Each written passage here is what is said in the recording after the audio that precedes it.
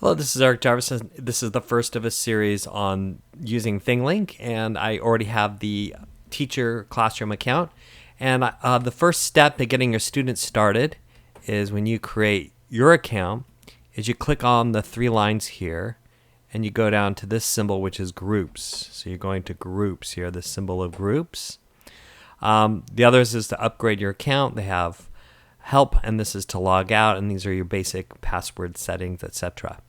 So I'm going to click on groups, and then to create a group, that's the first thing you do. First of all, you see all your students listed together, and you can click find a student.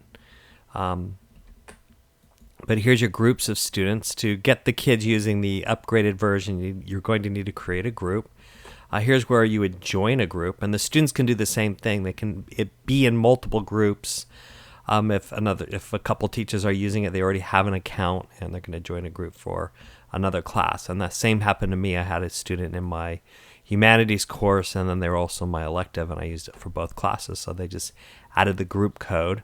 So you can create a group. I'll just call this one practice, and click on the plus sign. The group's created. And now to invite students, the easiest way to do it is to click invite, and there's a code right here, and just give them the code. And when they log in, it will look like this. So it's going to open up another browser.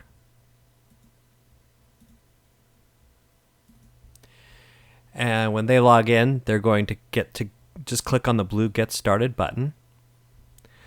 They're going to click Free, click Start. Then they can just log in with Google. I know if you took the in-service, we had kind of a long, convoluted way of logging in. So they just sign up with Google. They're not logging in. They'll log in with Google every other time. So they won't get this click their account thing. They need to say they're a student. They need to put their date of birth. I recommend having them use the calendar for this, because it's very particular on how it reads the birth. You'll notice that it's the European version.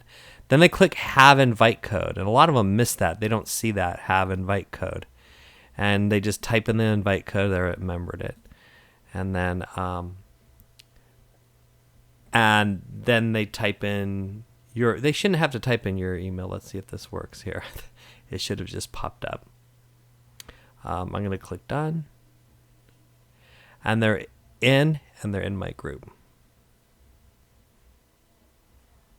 So they have some examples they could watch, and they can continue. Popular users, there's some other stuff here. And they get started by uploading. And once they click upload, they get to kind of the main part. So it's a little convoluted, but they're in my group.